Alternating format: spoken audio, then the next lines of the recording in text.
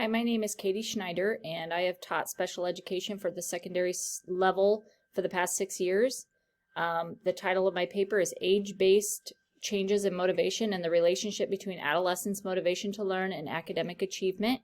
I'm passionate about this topic because I work with a lot of students who are unmotivated to learn. One of the greatest challenges in education is low motivation and disengagement among secondary students.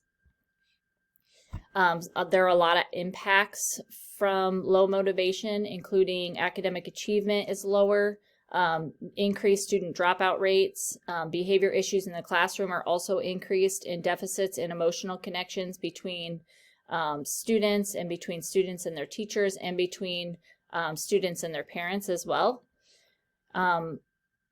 Motivation is one of the most essential elements in learning. Rewards can increase attentiveness and memory. Focus of the reward should be on student competence and effort and be relevant to the task. 66% of students express that they were bored at school daily, while 41% of students state that they go to school for the sake of learning, meaning that 60% of students do not go to school for the sake of learning. Only 23% of students stated that they attend school because of their teachers.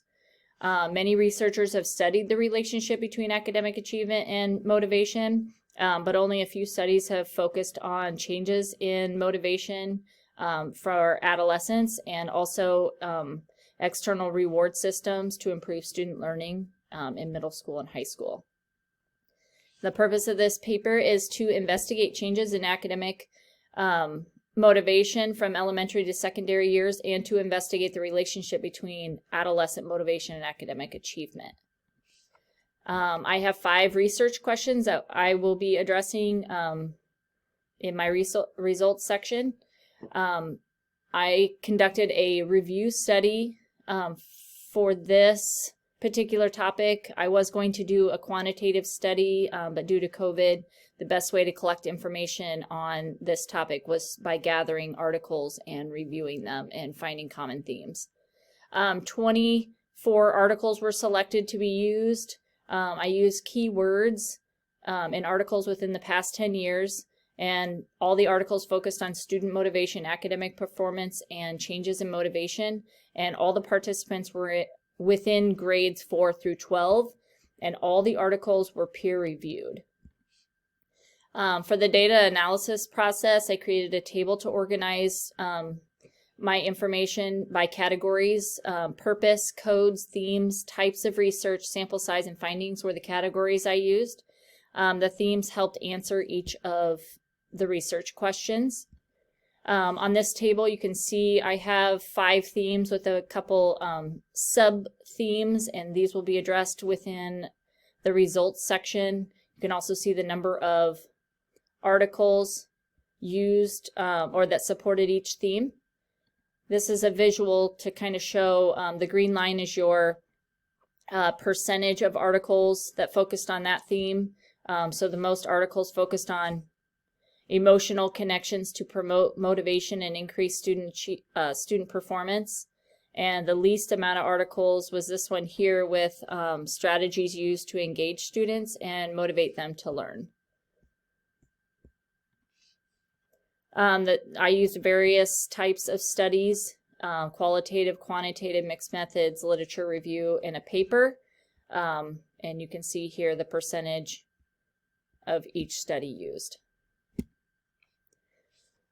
For the results, the first theme was age-based differences in student motivation from elementary to high school, and there were 5 articles that supported this theme.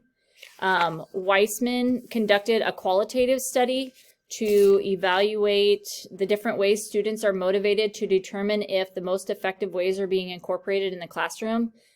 He gathered information on the top 5 reasons why students say they put forth effort and the top 5 reasons why teachers think that students put forth effort. And he found that students and teachers have very different perspectives when it comes to motivational constructs. So it's essential for educators to allow student voice in order to help tap into some of their motivational factors. The next theme is student motivation and academic achievement. There were 4 articles that supported this theme, and Murayama conducted a mixed methods study using participants in both 5th and 7th grade, and found that there was a strong positive correlation between student motivation and their academic achievement in math for both grade levels. So 3 motivational factors were considered: the students' perceived control, intrinsic motivation, and extrinsic motivation. And students who reported high on all 3 of these factors had higher academic achievement in math. The next theme is student motivation and academic achievement, with a sub-theme, struggling students' motivation to learn. There were 3 articles that supported this theme. I chose Hergis' theme to kind of talk about. He conducted a mixed method study on 65 middle schoolers with learning disabilities and found a moderate positive relationship between intrinsic motivation and math achievement. They also found that high achieving students consistently had more positive attitudes towards school and more perceived parental and teacher support than lower achieving students. The findings within this theme, the articles within this theme help answer the research questions by providing statistical data to show the correlation between academic achievement and student motivation, even with struggling students, and demonstrate that students who struggle with school are also struggle with motivation to learn. The next theme is intrinsic and extrinsic motivation used collectively to increase academic achievement. There were 6 articles that supported this theme. I chose Henderlong. He conducted a mixed methods study with 243 participants in 4th through 8th grade to measure motivational orientation. He found that they fit into 4 different clusters: the high quantity cluster, which was high intrinsic and extrinsic motivation, a primarily intrinsic cluster, which was high intrinsic motivation, low extrinsic, and then there was primarily extrinsic, which was high extrinsic but low intrinsic motivation, and the last one was low quantity, and that was having a low quantity of both intrinsic and extrinsic motivation. The students in the primarily intrinsic cluster had a significantly higher GPA and scored significantly higher on the Iowa Test of Basic Skills than any other motivational cluster, and the high quantity group came in second. The lowest group was the high extrinsic motivation group.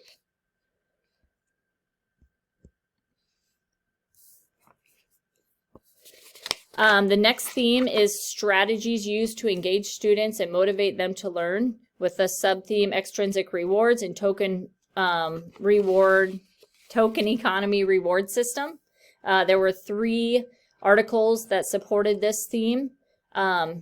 Mirzamani did a quantitative study on 13 to 17-year-old boys with intellectual disabilities who were assigned to either the control group with no rewards given, a token economy reinforcement group, where they received chips and were able to exchange those for a more desirable reward, or a social reinforcement group where they received attention, rewards, and encouragement. They found that the students in the token economy reinforcement group scored an average of 2.4 points higher on their post-test in science than the control group, and the students in the social reinforcement group also scored higher than the control group. In summary, adolescents who are provided with external motivators are more likely to engage in work and score better on assessments. Also, when the token economy system is implemented with fidelity, students are more apt to make achievement gains. The next theme is emotional connections to promote motivation and increase student performance. There were 7 articles that supported this theme.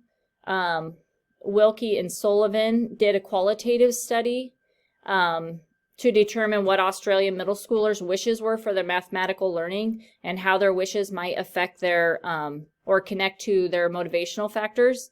And the participants were in grade 5 through 8, and their responses were coded into 5 categories. And the third highest percentage of students responded fell in the category about affect and motivation, meaning that they wanted to increase their effort, decrease their effort, or find more enjoyment in school. Overall, the students convey that they wanted to get better at math, be engaged with the type of task, and feel a connection to their classrooms. In discussion, connections to past research, 66% of students express feeling bored at school daily in past research. So this research shows that students can be motivated and engaged at school if teachers make connections with their students. Only 41% of students said that they go to school for the sake of learning, and only 23% say they attend school because of their teachers. The current research shows that teachers can increase this statistic by using strategies to increase emotional engagement. There is a relationship between poor achievement and extrinsic motivation, but neuroscientists have also determined that rewards do impact student behavior, and they can increase attentiveness and memory. So the current research found that since adolescents are motivated differently than other age groups, teachers need to make sure that they're tapping into both intrinsic and extrinsic motivation in order to motivate their students. Theoretical implications. B.F. Skinner's theory of operant conditioning emphasizes that behaviors that proceed with a desirable consequence will be repeated, while behaviors with outcomes that are not as desirable are less likely to continue. So in line with that theory, motivation increases through the following consequences: praise and recognition, rewards, grades, and positive connections with peers, teachers, school, and parents. Some limitations to this study is the lack of numerical data within the qualitative studies. Also, does intrinsic and extrinsic motivation undermine intrinsic motivation? More research is needed to see if this is actually true for adolescent level. And then the keywords used to find the articles may have eliminated some of the articles on the same topic. So suggestions for future research to include additional keywords and other databases to drive more articles.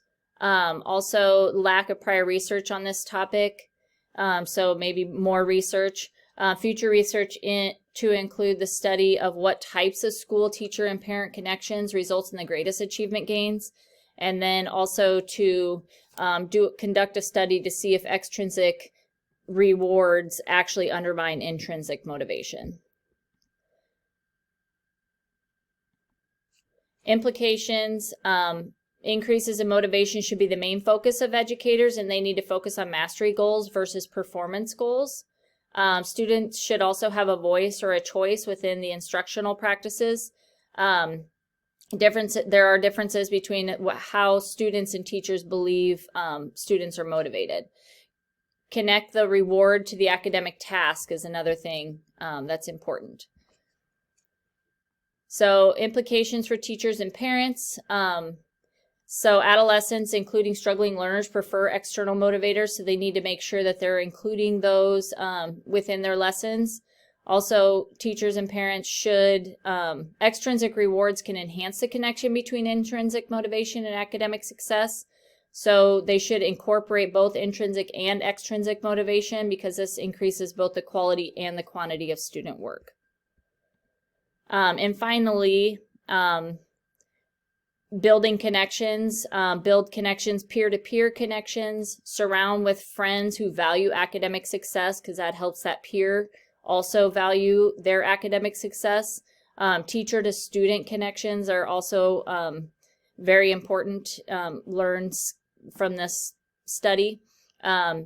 Teachers should promote positive attitudes and provide emotional and academic support for their students. Also, parent-to-student support. If parents value education, then students value the education, as well as academic support at home, or emotional support at home as well. Thank you.